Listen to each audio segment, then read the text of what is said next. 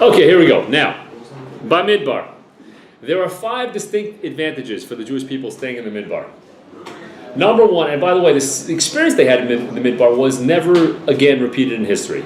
Number one is the presence of Hashem was clearly demonstrated to everyone, strongly included demonstrated. The Anani HaKavod and that's the clouds of glory and the man coming down every day. Number one. Number two, the nation was concentrated and gathered in one area with complete unity, total unity. That was very important. Number three, we had a leader for the Jewish people, Moshe Rabbeinu, that no one even partially approached his greatness in the history of the Jewish people. We never had a leader as great as Moshe Rabbeinu ever, and he led us for the entire time we're in the Midbar. Number four is the nation had an unparalleled period of time. We had the best leader in the history of the Jewish people. No one came close to him ever, ever, ever, ever. Number four is that the nation had an unparalleled period of time of leisure to study Torah. So it's like a massive yeshiva. Now, when you have a yeshiva, when you learn Torah, let's say you learn 12 hours of Torah a day, but you're not in yeshiva, yeah? Then that's one thing. But if you learn, let's say, 8 hours of Torah a day, but you are in yeshiva, it's qualitatively different. 1 hour in yeshiva is qualitatively different than many hours outside of yeshiva. Coming and learning is a very good thing. To go to base medrash is a very good thing. If you learn in your house, it's one thing. If you go to base medrash, it's much better. If you're in yeshiva, it's a different story.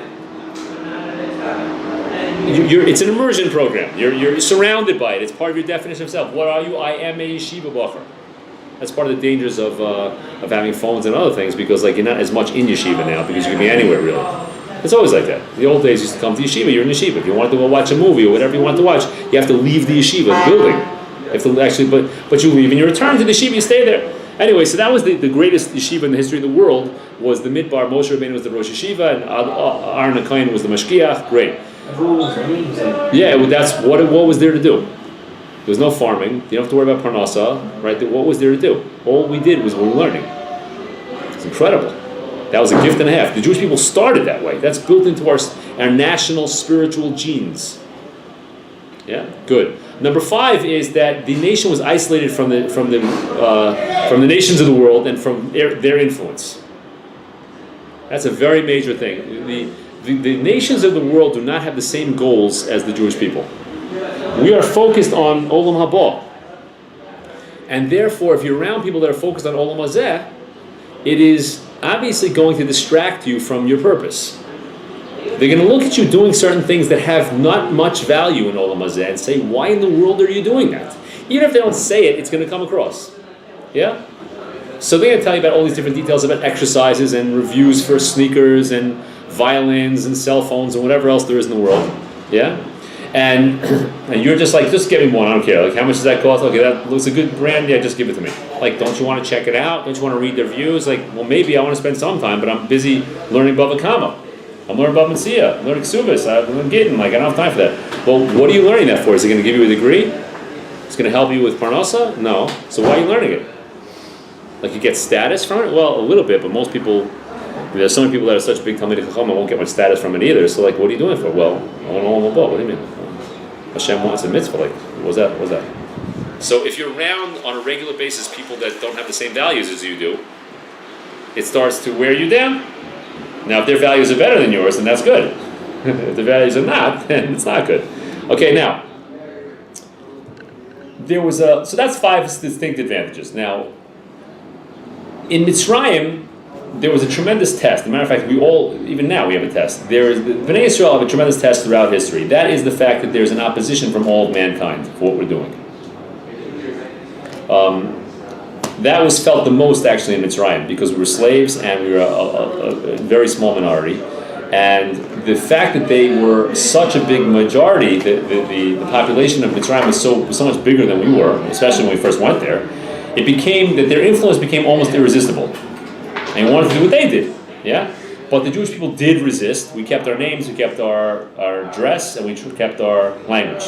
And because we resisted like that in other ways also, and we lived in Goshen, which is away from the Goyim, right? Because we did resist their influence, so HaKadosh Baruch Hu reassured us in 3 separate ways, as a reward, so to speak. The first reassurance was that the more they afflicted us, the more we we became great in numbers. The population grew. Right? Plus says Ukashia Ya'anu Oisai Kain Yirbeh. Just as they afflicted them, so too proportionately they increased. Okay? That's the first encouragement. The second encouragement is there was a gift of solitude in the Midbar for 40 years.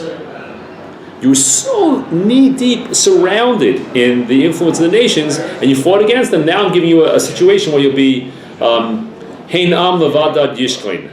Behold, there's a nation that dwells alone. And Hashem is giving us the gift of dwelling in the Midbar for 40 years without any influence. You mind, can I try to do that? Maybe. Let's just for a minute until things calm down. So much for the noise, right? Thank you. Now, despite these two forms of encouragement, that there is a large population, and that we had a chance to get away from the influence of the Goyim, there is still an awareness of the majority of the world, 7 billion people, not doing what we're doing that has a negative effect on us. Now that's even if we don't watch their movies and read their books and their newspapers and listen to their news, etc., etc., etc. Right? Hear their opinions all the time, right? But certainly if we do that, it's even more so. So how do you do that? So therefore, you understand what I'm saying? There's still an influence even if we're away from them, even if we have like a population. There's still an influence. So what do you do? So therefore, there's a command to count the Jewish people. That's the third influence? That offsets their influence. How is that? Because when you're aware of the size of the families, and you're aware of the size of the communities, and you're aware of the size of the tribe and the nation as a whole, that creates confidence and strength of conviction. Right? Good. Now, another point. Why was the Torah given in the Midbar? This is Parshas Bamidbar. Why is the Torah given in the Midbar? Let it be given in Eretz Yisrael. What was that? Oh, so there's a zillion reasons. There's many reasons that beyond the scope of this class. So I just want to tell you one reason. Classic reason, everyone knows, right? When you're in the Midbar, it is a Mokum Hefker. Classic reason, right? Yeah. What that means is that no one owns it. So, and there's nothing to rely on other than Hashem. To take your family out into the Midbar without any supplies, even with supplies, is quite risky. Without supplies, which the Jewish people did en masse, is an incredible act of bitachon in Hashem. Okay, when you're in the Midbar, there's no place to turn to other than Hashem because there's nothing out there. Right? So this inculcates you in a deep level of conviction that a Kodesh Baruch Hu runs the world and only He can help me. That is critical for Torah because if you want to be able to learn Torah, you're gonna sometimes make decisions. You're going to be confronted with the decision: should I spend more time at work or should I get to my chavrusa?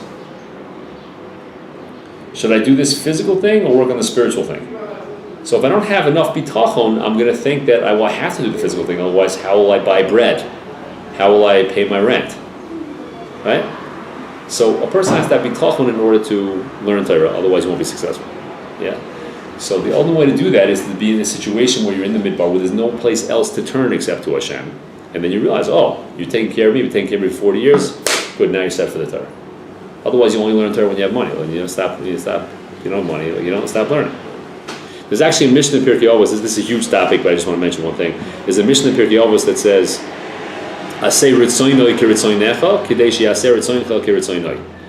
So there are Meforshim that say, do His will like yours, in order that He should do your will like His. So what's His will, and what's your will? So there are those that say, His will is learning Torah, and your will is making parnasa. So do His will like it's yours. Focus on learning Torah in the way that it's as if you're making money to support yourself. Like, I got to do this, otherwise I don't eat, I don't have a place to stay, that type of thing. So that He does your will like it's His. So that He does your will, which He takes care of your parnasa, as if He helps you learning Torah. Understand? Learn Torah like it's making parnasa, so that Hashem will give you parnasa like it's learning Torah. Interesting. Learn Torah like you're making money. Ching, ching. You hear that register? They don't have anymore, right? Cash register opening, closing. I mean, they still open and close, right? Yeah, swipe. Less and less money these days. Anyway, people still use money. What was that? Who uses money, right? Swipe. I don't actually I don't actually own a credit card. What? Are you serious? Correct. Famous story, I'm not sure how famous it is. There's a Talmud Chacham, a young Talmud Chacham living in Manchester, England, learning all the time, having a bunch of kids, not too much of a parnasa, and he was offered different positions. You have the story, yeah? He was offered a position, this, and he had a regular income. No, I trust Hashem, I trust Hashem, I trust Hashem. He had real bitachon, trust Hashem, I want to learn. So what does he do? More and more kids, finally 12 kids. His parents like, you're crazy, you're not going to be able to, stop having kids, I can't support them, what are you doing, right? No, Hashem provides. Make a long story short, he has his 13th kid. He gets a letter from a lawyer, please come, there's a reading of a will, you have to come. Goes to the will, reading of a will. A guy named John Clabari, a wealthy man in the area, died childless, left his entire estate to anybody who has the biggest number of children. There was another person, a non-Jew, who had 12 kids, but not 13, so this guy has 13th kid, and that put him over the top, and he got the whole massive estate, millions and millions and millions of pounds. Insane. When as the story goes, when he heard the news, he said, Hashem sustains everyone, there's nothing to worry about, don't worry about it. He was like, yeah, Hashem takes care of you. What? Yeah. I'm more surprised about his reaction. Yeah, that's interesting, isn't it? Well, that's the thing. Real bitachon is, and this is a high level, but high level bitachon is that there's no difference between when things are going well and they're not going well, because both times you feel like that Hashem's running the show. I'll give you an example of this, okay? I'll give you an example of this. We talk about this, but this is such a great story. It's a real story that happened. You ever heard of Alan Funt? Okay, way before there was internet and there was all kinds of video cameras and blah, blah, blah, anything like that. So a video camera used to be literally the size of, I don't know what, they were this big, they were enormous, and they were heavy. And you couldn't get them.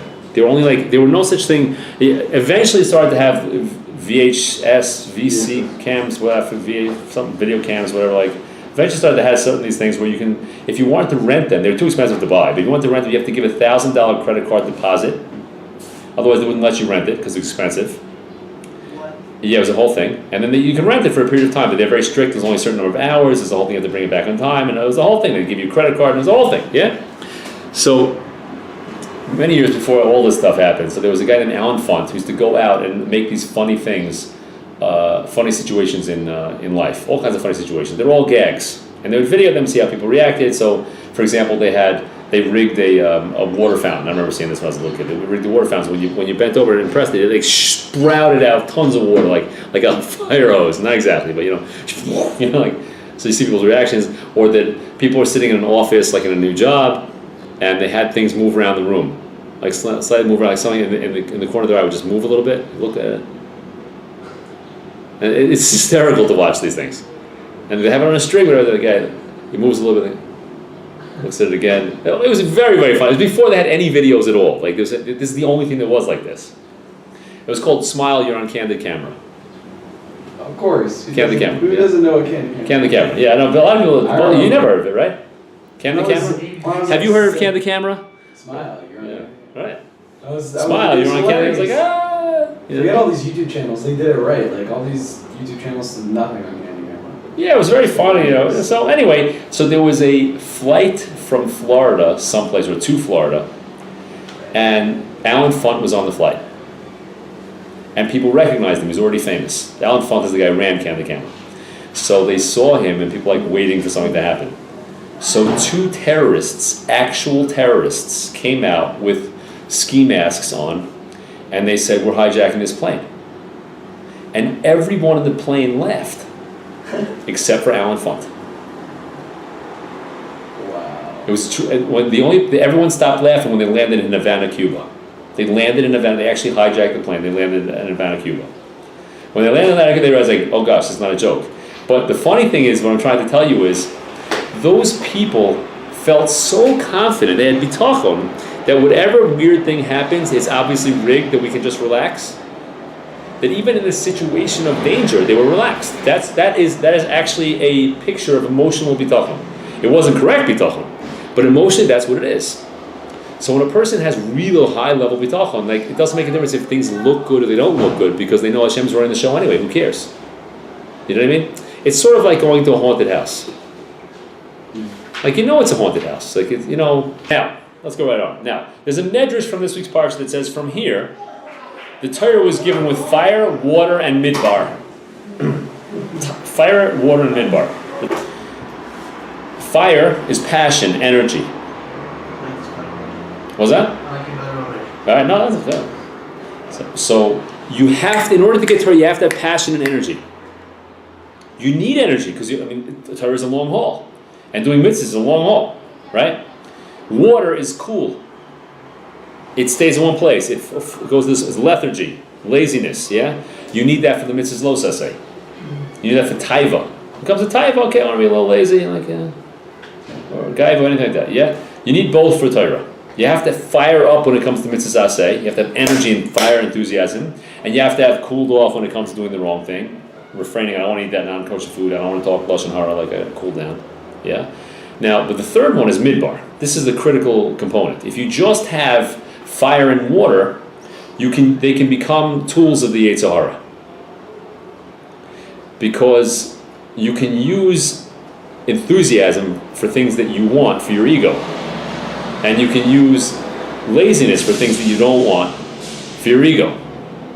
But if you get rid of your ego, because the midbar is a makom hefker, where there's no chashivas in the midbar, there's no importance, there's no arrogance in the midbar. Everything, it's like the great equalizer. Out there just trying to survive, yeah, that type of thing. So then even if you have a physical desire, you won't use it for egotistical reasons because it's not about my desires. And if you have like the other way, when you really want to do something, you'll be cool to it, so to speak. You use your water, you'll cool down to it because it's not about me. I told this example many times.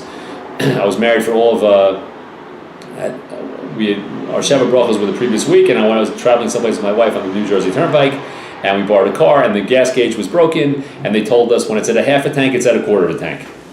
So it got to half a tank, and it ran out. It was not even, half a tank means empty, but they didn't tell me that. So we ran out of gas in the middle of the New Jersey Turnpike before cell phones, etc. So left my new wife there on the side of I wasn't sure, should I walk with her on the highway or not, was worse, whatever. So a guy stopped and picked me up and drove me to the place to get gas. And he even drove me back. It was really nice. So let's say I didn't like the music that was on in his car. You picked a fine time to leave me, Lucy. Or, I can't stand that, turn it off, right? No. Just out of curiosity, what was on the radio? I have no idea the truth is. The truth is that, let's say. But let's say it was, right? So, even though I have desire to change this, my desire is not about me, because I'm so clearly in a humble situation. Thanks so much for giving me this ride, mister. I appreciate it. Yeah, it's not about my desires. Right? Good. So you need to have all three. Vital. But we just mentioned three of the four elements. Why isn't the air mentioned? That's a good question. So, I explain like this. What does air represent? Life? There's a lot of stuff. Oh, water does also. Water is also part of life. I don't know, that's out there.